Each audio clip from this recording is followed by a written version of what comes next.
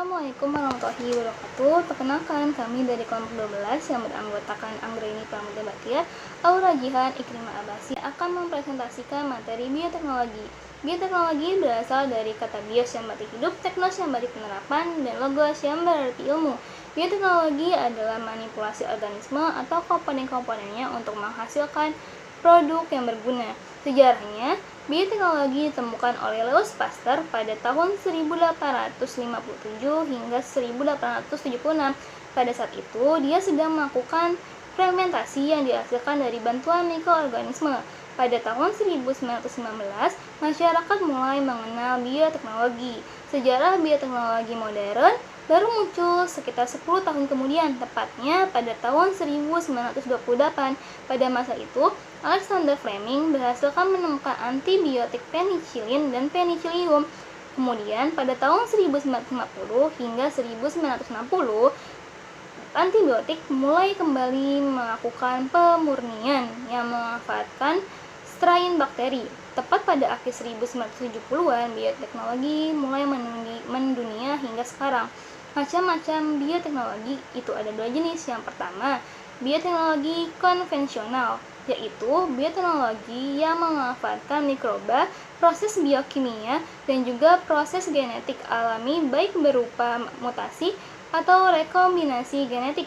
Ciri-cirinya teknologi sederhana, tidak bisa menggunakan atau memproduksi barang atau jasa secara banyak, proses produksinya tidak ada sterilisasi tanpa prinsip ilmiah. Penerapan pada kehidupan sehari-hari atau pada kehidupan manusia yaitu pertama pada bidang pangan, pertanian, peternakan, dan juga kesehatan. Yang kedua, bioteknologi modern ditemukan pada tahun 1950-an. Lebih dikenal sebagai jenis bioteknologi yang didasarkan pada rekayasa DNA atau manipulasi genetik. Rekayasa genetik atau genetic engineering adalah manipulasi gen secara langsung untuk suatu tujuan praktis. Salah satu teknik rekayasa genetik adalah DNA rekombian, di mana suatu sel disisipkan gen tertentu dengan memanfaatkan teknik cloning. Ciri-cirinya, alat dan bahan teknologi canggih, melakukan penelitian ilmiah, memiliki produk yang massal, bisa memproduksi produk massal, bisa menggunakan teknik rekayasa genetika. Penerapan pada kehidupan yang pertama, pada teknologi reproduksi, radiasi, hidroponik, dan aeroponik. Namun, bukan hanya itu saja, bioteknologi bisa atau mempunyai dampak. Yang pertama, dampak positifnya yaitu menghasilkan produk makanan yang inovatif dengan memanfaatkan bakteri dan jamur. Yang kedua, membantu untuk menciptakan tanaman yang bersifat kebal terhadap hama yang sering menyerang tumbuhan. Namun dampak negatifnya yaitu memicu hilangnya plasma nutfah. Dalam hal ini, makhluk hidup normalnya menyebabkan alergi terhadap tubuh. Lalu yang kedua, mengakibatkan kerusakan pada ekosistem, mencemari lingkungan, mengganggu aktivitas otak khususnya pada minuman yang mengandung alkohol seperti anggur, bir, air, tape, dan whisky. Yang pertama adalah bioteknologi konvensional. Aplikasi dari bioteknologi konvensional yang pertama adalah tempe. Bahan baku pembuatan tempe adalah kedelai, dan proses fermentasinya adalah fermentasi olah jamur. Mikroorganisme yang berperan dalam pembuatan tempe adalah Lactobacillus fermentum, Lactobacillus plantarum, Weissia confusa, Rhizopus stolonifer, Rhizopus oligosporus, dan Rhizopus erizae, dan lain-lain. Yang selanjutnya adalah kecap. Bahan bakunya pun sama dengan pembuatan tempe, yaitu adalah kedelai. Dan prosesnya pun hampir sama, yaitu proses fermentasi olah jamur diikuti dengan fermentasi garam tinggi. Mikroorganisme yang berperan dalam pembuatan kecap adalah Tetragenococcus halophilus, Staphylococcus gallinarum, Aspergillus oryzae, dan Aspergillus shojae. Yang ketiga adalah yogurt. Bahan baku pembuatan yogurt adalah susu, dan proses fermentasinya adalah fermentasi asam laktat. Mikroorganisme yang berperan dalam pembuatan yogurt adalah Lactobacillus paracasei, Lactobacillus plantarum, Lactobacillus acidophilus, Streptococcus thermophilus, dan Lactobacillus brevis. Yang keempat adalah keju. Bahan bakunya pun sama dengan pembuatan yogurt, yaitu adalah susu, dan prosesnya pun sama, yaitu proses fermentasi asam laktat. Mikroorganisme yang berperan dalam pembuatan keju adalah Lactobacillus casei, Lactococcus rhamnosus, Streptococcus galolyticus, Saccharomyces cerevisiae, Gluconobacter oxidans, Lactococcus lactis, dan lain-lain. Dan yang terakhir adalah nata de coco. Dan mikroorganisme yang berperan dalam pembuatan nata de coco adalah Acetobacter synellum. Oke, selanjutnya kita masuk di aplikasi bioteknologi modern. Aplikasi bioteknologi modern adalah istilah yang diadopsi oleh konvensi internasional untuk merujuk pada teknik bioteknologi yang mana untuk manipulasi materi genetik dan fusi sel di luar batas perkembangbiakan normal. Ada beberapa penerapan bioteknologi modern itu antara lain rekayasa genetika, transplantasi inti, fusi sel atau hibridoma, dan yang keempat itu ada bioteknologi bidang kedokteran. Rekayasa genetik di sini merupakan suatu cara manipulasi gen untuk menghasilkan makhluk hidup baru dengan sifat yang diinginkan. Kemudian ada transplantasi inti yang mana merupakan pemindahan inti sel ke sel yang lain agar dapat didapatkan individu sesuai dengan inti. Kemudian ada fusi sel atau hibridoma yang mana merupakan peleburan dua sel baik dari spesies yang sama maupun berbeda supaya terbentuk sel bastar atau hibridoma. Kemudian ada bioteknologi bidang kedokteran yang mempunyai peran penting dalam pembuatan antibodi, monoklonal, vaksin, dan antibiotik. Kemudian ada namanya rekayasa genetik. Rekayasa genetik atau biasa disebut juga modifikasi genetik adalah cara manipulasi langsung gen suatu organisme menggunakan bioteknologi. Rekayasa genetik ini adalah suatu proses untuk mengubah susunan genetik dari suatu organisme dengan menghapus atau memasukkan DNA. Contoh bioteknologi yang menggunakan rekayasa genetik ini seperti bakteri penghasil insulin, padi golden rice, dan kedelai. Kemudian ada prinsip-prinsip rekayasa genetika itu yaitu satu yang memanipulasi atau melakukan perubahan susunan asam nukleat dari DNA atau juga dengan menyelipkan gen baru ke dalam struktur DNA organisme penerima. Itu contohnya seperti pembuatan vaksin dan insulin. Kemudian sekarang kita masuk di rekombinasi DNA. Dari kata rekombinan saja kita bisa mengetahui kita bisa menebak rekombinan itu berarti penggabungan penyambungan antara dua gen ya, dua DNA. Di sini dibilangnya itu rekombinasi atau rekombinan adalah suatu proses penyambungan DNA yang bertujuan untuk menyambungkan gen yang berada di dalam DNA. Rekombinasi DNA ini dibagi menjadi dua, yaitu alami dan buatan. Yang alami itu seperti pendesilan, transduksi, dan transformasi. Buatannya itu seperti dengan penyambungan DNA in vitro secara in vitro. Yang pendesilan ini seperti kromosom ya, kromosom kembar yang sama yang dilakukannya pindah silang. Jadi saat dilakukan pindah silang ini jadinya kan di pindah silang ini kebanyakan itu yang terjadi itu kromosom yang sama ya. Kromosom yang sama ini akan terjadi penyilangan.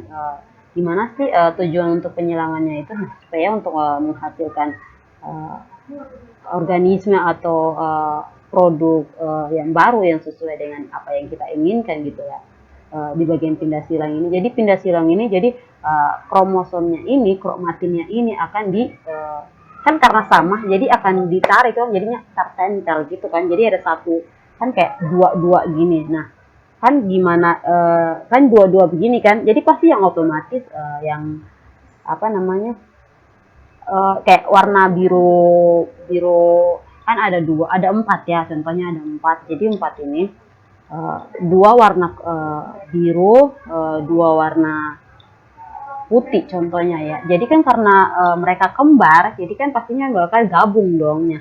Jadi digabungkan itu nanti kan jadinya kan hasilnya yang keluar itu ke apa namanya kayak ada putih biru, kalau nggak ada transparan gitu kan. Nah, itu yang namanya pindah silang. Jadi pindah silang itu di sini terjadi pada kromosom kembar atau kromosom adik kakak, kromosom sister ya kalau di tahap pindah silang.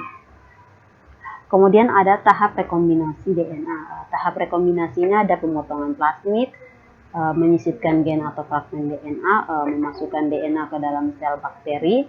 Kemudian ada seleksi klon bakteri yang benar.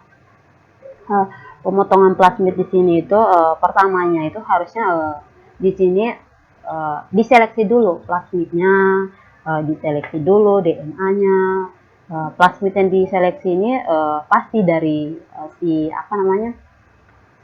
vektornya dan DNA ini pasti dari si agennya, si targetnya ya gitu loh. Nah, jadi kenapa bakteri disebut vektor?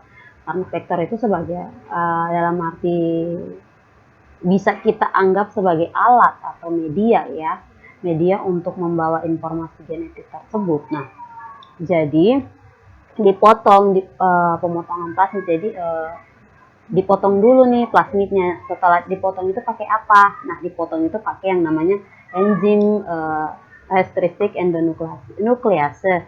Nah, setelah dipotong pastinya plasmid ini akan digabungkan, disisipkan bersama dengan gen dari si agen targetnya ini, dari si induk yang kita mau ini kan, yang maksudnya yang ingin kita produksi ini kan. Nah, jadi digabungkan tuh. Nah, setelah digabungkan itu dengan apa? Nah, digabungkan ini menggunakan enzim lagi. Enzim itu yang enzimnya di situ namanya enzim ligase. Nah, enzim ligase ini kan setelah digabungkan otomatis akan dimasukkan dong, disuntik atau di kata lain dimasukkan diinduksi. Nah, diinduksi ke dalam bakteri. Contohnya bakteri ya yang saya jelaskan di sini. Nah, contohnya itu ke dalam bakteri. Nah, bakteri ini kenapa harus dimasukkan ke dalam bakteri? Nah, setelah dimasukkan ke bakteri ini kan bakterinya akan berkembang biak dong. Nah, dimasukkan inilah yang disebut namanya rekombinan atau penggabungan di dalam bakteri. Nah, kan setelah itu kan bakterinya berkembang biak. Nah, berkembang biak itu yang di situ kan pastinya berkembang biak itu dia akan mengandung plasmid dong. Plasmid dan si DNA gen dari si target yang tadi. Nah, jadi pas udah di ini kita akan seleksi klon bakteri yang benar, yaitu bakteri yang mengandung plasmid dan rekombinan. Nah, maksudnya di sini seleksi klon bakteri yang benar. Jadi setelah dihasilkan kan, bagaimana sih kita tahu benar dia ini mengandung bakteri yang sudah direkombinan, klon plasmid yang sudah direkombinan dan yang tidak. Nah, jadi kita akan membuat lagi tahap selanjutnya. Jadi tahap selanjutnya itu seperti contoh, kita akan siapkan media lagi, kayak pembuatan plasmid apa insulin ya. Pokoknya yang jadi udah ada media, situ ditaruhnya semua nutrisi, ditaruh juga oh iya, sebelum kita menyeleksi klon bakteri tersebut, kita akan kembali lagi dong ke si plasmidnya ini. Nah, plasmid ini kan pasti ada mengandung, nggak hanya mengandung si bakteri ini nggak hanya mengandung si plasmid, pasti ada yang namanya gen di dalam plasmid ini. Nah, gen yang kita potong ini sebenarnya apa? Kalau di situ kalau kita udah ketahui gennya, baru kita bisa menyeleksi lagi. Kita bisa menyeleksi ke dalam. Nah, ke dalamnya itu nanti sebentar saya jelaskan lagi ya di slide berikutnya. Kemudian ada faktor-faktor yang mempengaruhi kerja rekombinan. Nah, ada enzim penyambung dan enzim pemotong. Nah, penyambung ini yang tadi saya sebutkan, enzim penyambung ini namanya enzim restriksi endonuklease, dan yang enzim penyambung ini namanya enzim ligase, sedangkan enzim pemotong ini yang nama enzim restriksi endonuklease. Kemudian ada vektor. Nah, vektor ini yang tadi saya sudah jelaskan juga, vektor itu sebagai alat atau media untuk dibawanya gen tersebut. untuk sebagai tempat untuk alat untuk membawa, bisa tergabung gitu. Nah, terus adanya agen sel target. Agen sel target itu apa? Kayak contoh kita manusia kan, kita sebagai sel targetnya dong berarti. Nah, untuk kenapa kita sebagai sel target? Karena kan maksudnya kan contohnya kayak pembuatan insulin, kita targetnya gitu loh. Jadi mereka dibuatkan, kalau sudah jadi ya udah dicoba gitu ke kita. Kemudian kita masuk di vaksin. Vaksin adalah bahan antigenetik yang digunakan untuk menghasilkan kekebalan terhadap suatu penyakit atau antibodi ya. Pemberian vaksin dilakukan untuk mencegah atau mengurangi pengaruh infeksi penyebab penyakit.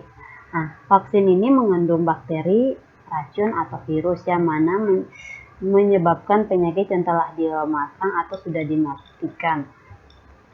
Saat vaksin dimasukkan ke dalam tubuh untuk seseorang, vaksin ini akan merangsang sistem kekebalan tubuh untuk memproduksi antibodi. Proses pembentukan antibodi inilah yang disebut imunisasi. Nah, tahap-tahap pembuatan vaksin itu ada mengisolasi, seperti tadi sudah saya jelaskan di belakang ya, di slide sebelumnya, mengisolasi atau memisahkan, kemudian menyisipkan gen, mengkulturkan atau menggabungkan ya. Yang tadi di slide ini memasukkan itu dengan kata lain mengkulturkan ya, menggabungkan organisme hasil rekayasa ya. Kemudian ada mengekstraksi antigen yang kemudian digunakan sebagai vaksin. Mengekstraksi ini yang digunakan artinya digunakan gitu, disuntik, diaplikasikan antigen tersebut yang sudah antigen tersebut diaplikasikan karena dia sudah menjadi vaksin, diaplikasikan kepada sel tubuh inang yang ingin dicoba. Nah, manfaat dan jenis vaksin ini ada manfaat jenis vaksin yaitu yang dapat membantu melawan bakteri yang membahayakan tubuh, mencegah penyebaran penyakit, mencegah kecacatan dan kematian. Adapun jenis-jenis vaksin yang hidup atau yang dilemahkan, vaksin inaktif atau mati, sama vaksin subunit. Nah, ini adalah mekanisme kerja vaksin. Oke, mekanisme kerja vaksin di sini. Jadi, vaksin ini akan disuntikkan atau disuntik ke dalam tubuh. Vaksin akan disuntik atau dimasukkan ke dalam tubuh dan akan difagositosis oleh APC. Kemudian akan masuk ke dalam di sini nggak begitu kelihatan ya. Kemudian akan masuk ke dalam dendrit, ke sel dendrit. Nah, setelah dari sel dendrit, ketika masuk ke dalam tubuh, dengan tubuh akan merespon dong. Nah, tubuh akan merespon dan jika tubuh merespon dan memberikan tanda bahaya atau merespon bahwa ada patogen lain yang masuk yang tidak dikenali oleh tubuh akan mengaktifasi sel T. Sel T ini ya, di sini yang berwarna kuning ini. Nah, tubuh akan mengaktifasi, ini kan disuntik, mengaktifasi sel T. Nah, sel T ini akan memberikan rangsangan kepada sel TH. Sel TH atau sel helper yang akan membentuk respon imun. Nah, respon imun ini membentuk respon imun ini untuk mempertahankan kekebalan tubuh. Ketika merangsang sel TH atau sel helper ini akan mengaktifasi sel beta. Nah, setelah sel beta diaktifasi, Sel beta ini akan membentuk sistem memori dan sistem memori tubuh dan antibodi, sehingga apabila ada agen penyakit yang sama dengan jenis vaksinnya masuk, sistem imun tubuh akan mudah mengenali jenis agen penyakit ini dan dapat mengeliminasi agen penyakit tersebut.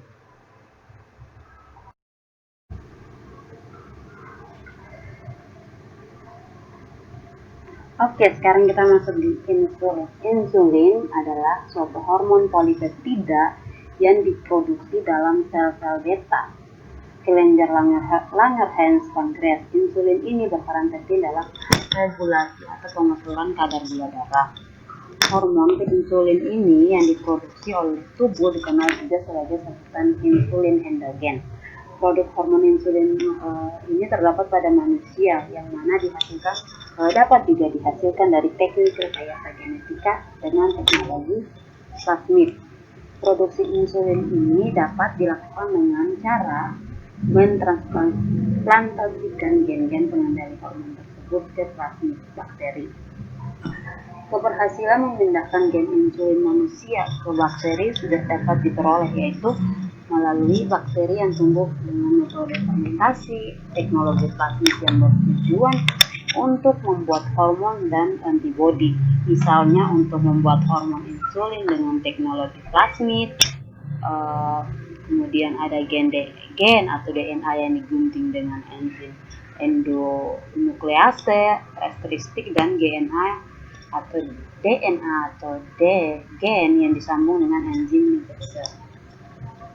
Oke, sekarang kita masuk di mekanisme pembuatan insulin.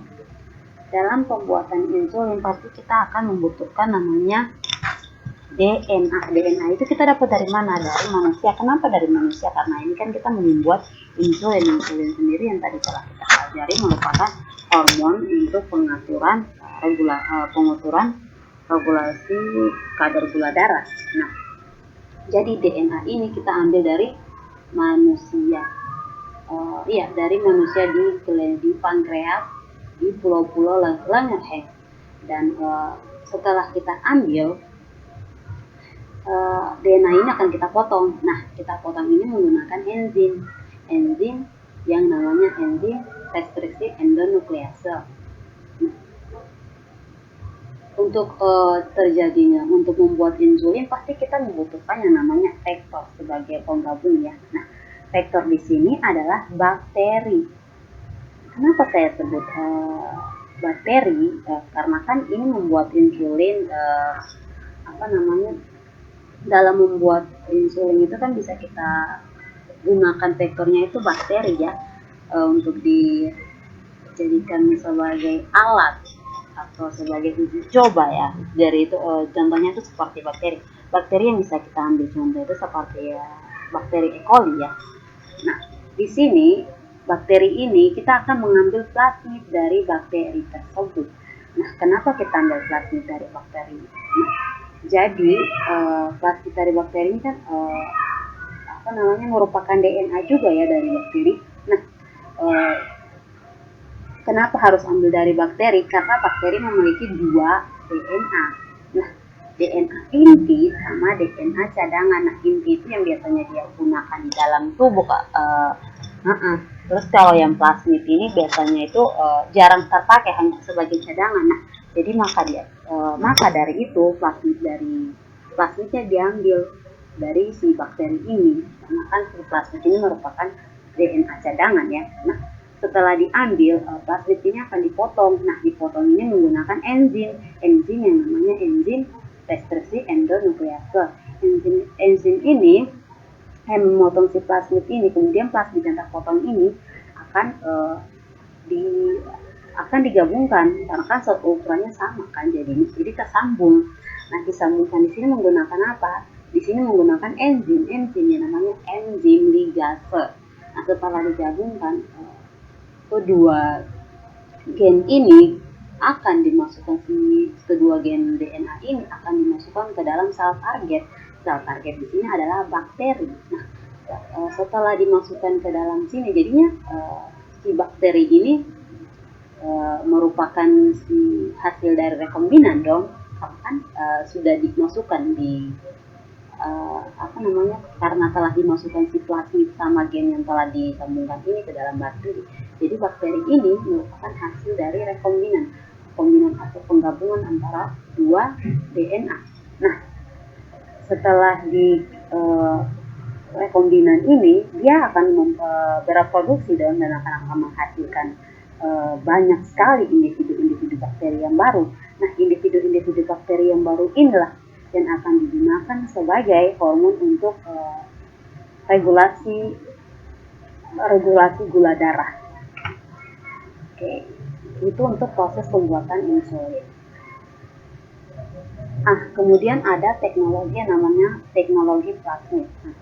Plasmid adalah lingkaran kecil dari DNA yang terdapat di dalam sel bakteri atau ragi di luar kromosom. Plasmid digunakan sebagai vektor atau pemindahan gen ke dalam sel target karena ke dalam sel target seperti tadi saya sudah jelaskan ya, sel target itu artinya si alat ya, si media untuk dipindahkan ya. Karena si plasmid ini memiliki sifat molekul DNA yang mengandung gen tertentu dan ada juga si plasmid ini dapat beraplikasikan diri, dapat berpindah ke sel bakteri lain. Si plasmid ini juga pada keturunannya, pada keturunan bakterinya sama dengan plasmid ini. Nah, ini adalah mekanisme pembuatan plasmid. Oke. Di sini dalam pembuatan si plasmid, kita akan membuat yang namanya dalam pembuatan plasmid pasti kita butuhnya adalah DNA. Boleh DNA apa saja, tapi yang di sini yang ada di gambar sini adalah DNA void DNA, dan di sini ada plasmid. Nah, DNA ini akan dipotong. Nah, dipotong menggunakan apa? Dipotong menggunakan enzim restriktif. Nah, begitupun juga si si plasmidnya juga dipotong menggunakan enzim restriktif. Nah, ini kan sudah dipotong. Nah, jadi terpisahkan si ini plasmidnya dan ini si DNA. Nah, untuk digabungkan lagi agar bisa tersambung si plasmid sama si DNA ini akan digabungkan lagi dong menggunakan si enzim. Nah, enzimnya itu enzim ligase. Nah, enzim ligase. Ya, an enzim called ligase. Nah, jadi digabungkan lagi menggunakan enzim ligase. Ini udah tergabung nih. Setelah digabungkan akan dimasukkan ke dalam sel bakteri. Oke.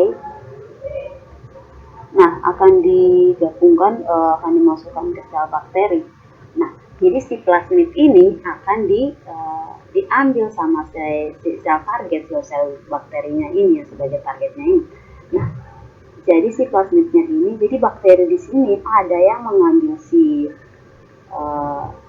plasmid dan DNA, ada yang tidak mengambil plasmid dan DNA. Nah, di sini ada yang mengambil DNA, ada yang mengambil plasmid, terus ada yang hanya mengambil DNA tapi tidak mengambil plasmid.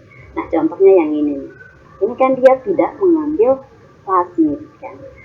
Bagaimana sih cara kita tahu kalau si bakteri-bakteri tersebut mengandung plasmid dan mengandung DNA ya?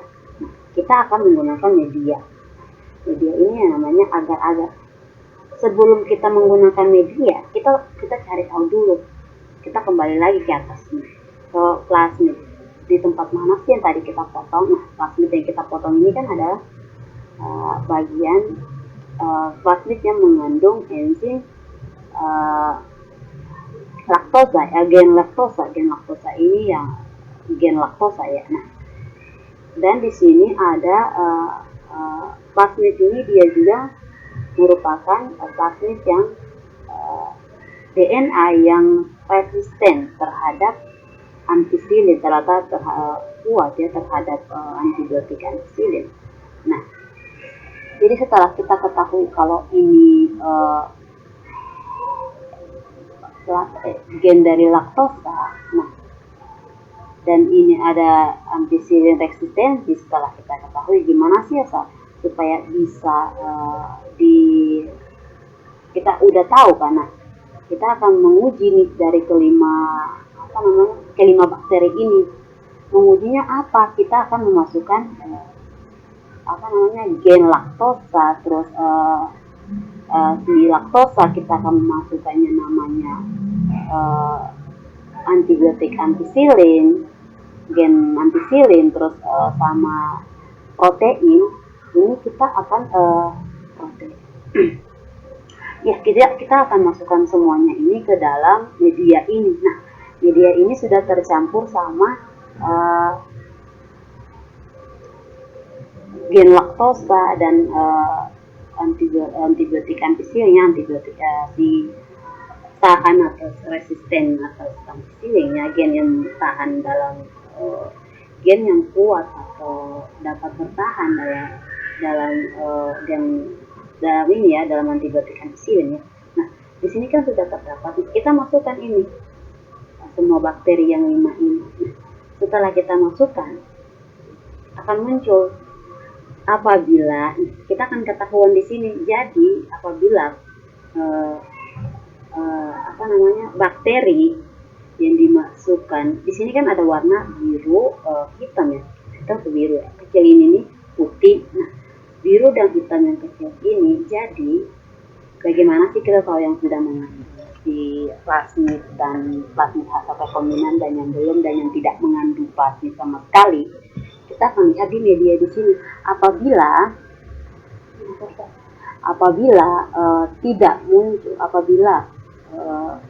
yang muncul ini merupakan yang warna biru ini merupakan bakteri yang mengandung plasmid tetapi belum mengalami rekombinasi, belum terjadinya penggabungan.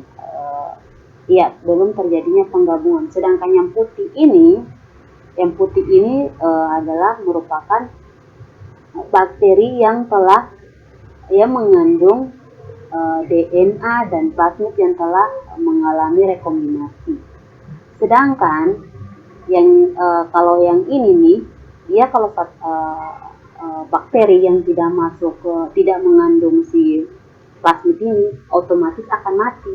Kenapa akan mati? Karena dia tidak resisten atau tidak tahan terhadap ampicillin.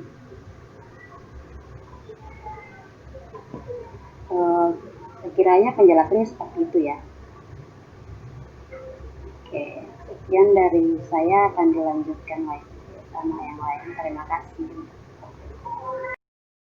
Rekayasa genetika melalui teknik hibridoma. Hibridoma adalah penggabungan dua sel dari satu organisme maupun organisme yang berbeda sehingga menghasilkan satu sel tunggal berupa sel hibrid yang memiliki sifat dari kedua sel tersebut.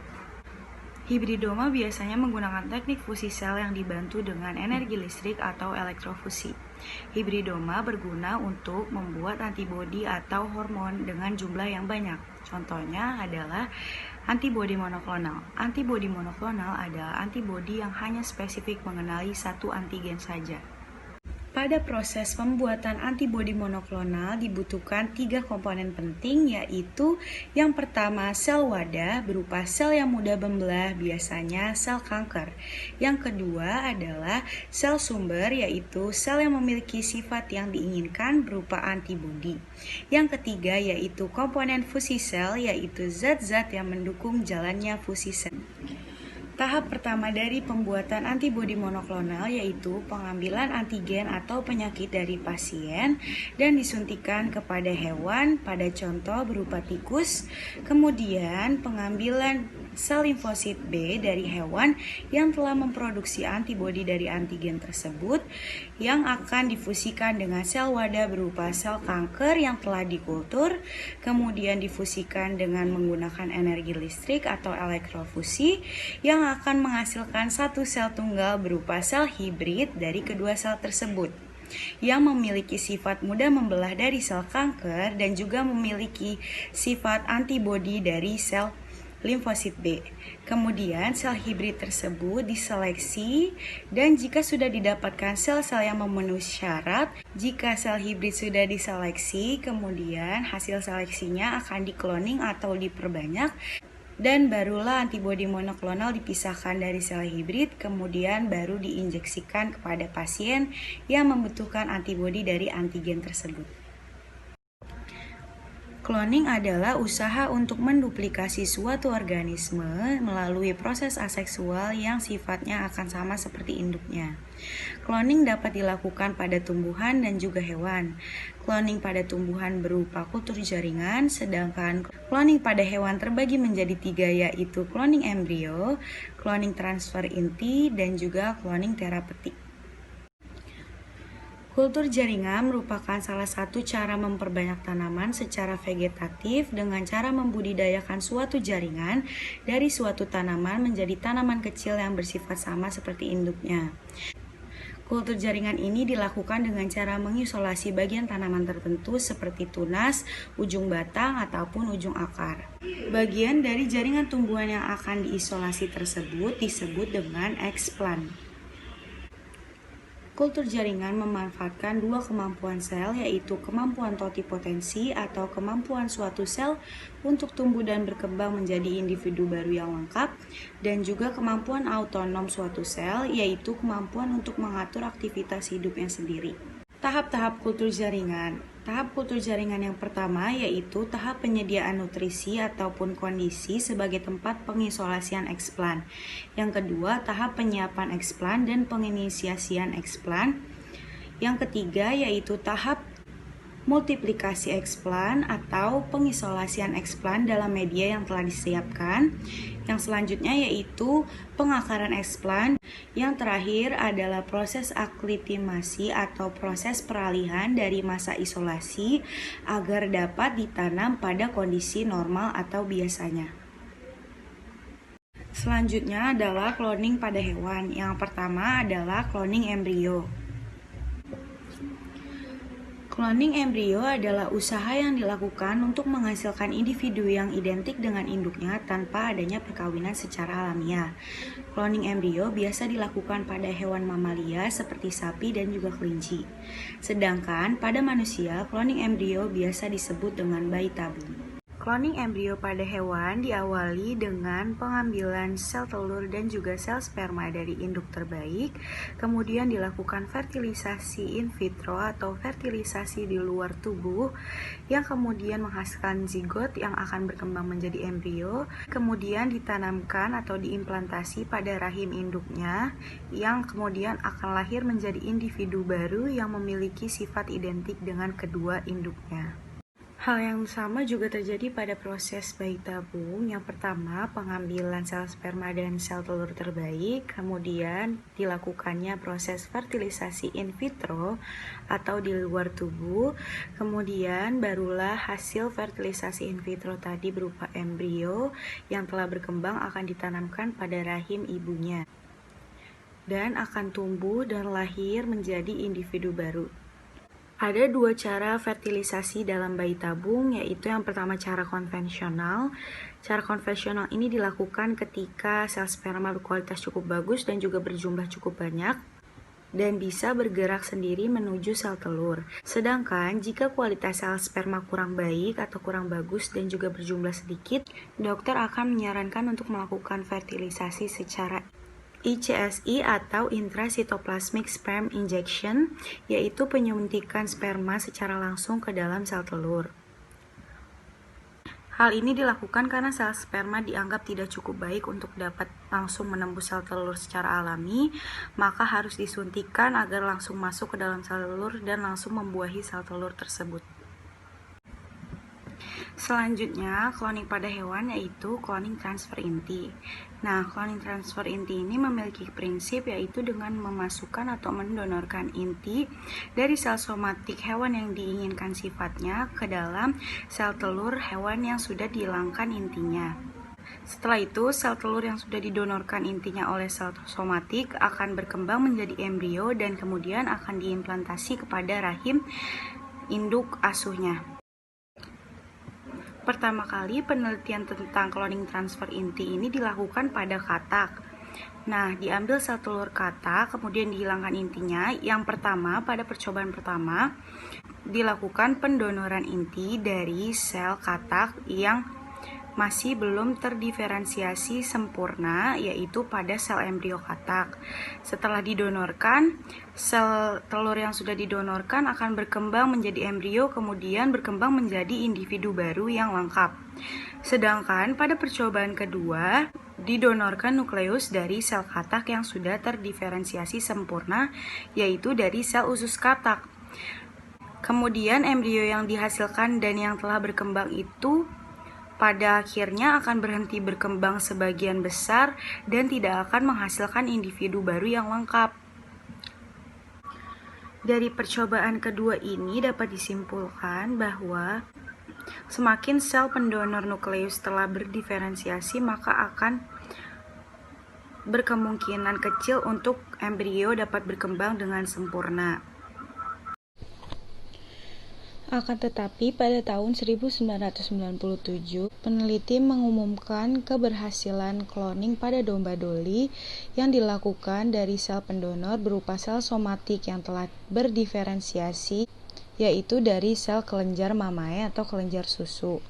Hal ini sangat berbanding terbalik dari hasil percobaan sebelumnya, yaitu pada percobaan dari sel katak. Sayangnya, pada tahun 2003, 6 tahun setelah keberhasilan pengkloningan domba Dolly hasil kloning pertama tadi mati secara tiba-tiba karena penyakit-penyakit komplikasi paru-paru yang seharusnya ada pada domba Dolly yang sudah berusia tua. Hal ini membuat spekulasi bahwa sel-sel dari domba Dolly hasil klonan tidak senormal dan tidak sebaik sel-sel domba Dolly pada umumnya. Selanjutnya, saya akan menjelaskan tahap-tahap pada proses cloning domba Dolly. Yang pertama yaitu pengambilan dan pengkulturan sel somatik dari kelenjar susu mamae domba bermuka putih sebagai sel pendonor nukleus yang sifatnya diinginkan. Sel pendonor nukleus tersebut kemudian dikultur dalam keadaan miskin nutrien atau dalam keadaan lapar agar menahan proses siklus selnya. Kemudian pengambilan sel telur dan penghilangan inti sel telur dari domba Dolly jenis lainnya. Sel somatik tersebut mendonorkan intinya kepada sel telur yang telah dihilangkan intinya. Kemudian sel yang sudah didonor akan berkembang menjadi embrio dan embrio akan ditanamkan ke rahim domba Dolly lainnya. Embrio tersebut kemudian akan tumbuh dan berkembang dan akan lahir dengan memiliki sifat yang identik dengan induk yang mendonorkan sel somatiknya sebagai pendonor nukleus. Selanjutnya ada cloning terapeutik atau stem cell. Jika dari dua cloning sebelumnya ini merupakan reproduktif cloning atau cloning yang menghasilkan individu baru, sedangkan cloning terapeutik ini merupakan non-reproduktif cloning atau cloning yang tidak menghasilkan individu baru. Cloning terapeutik ini menghasilkan stem cell yang digunakan untuk berbagai penyembuhan penyakit pada manusia. Stem cell ini mempunyai kemampuan pluripotensi, yaitu kemampuan untuk berdiferensiasi menjadi berbagai jenis tipe sel, seperti sel hati, sel darah, dan juga sel syaraf.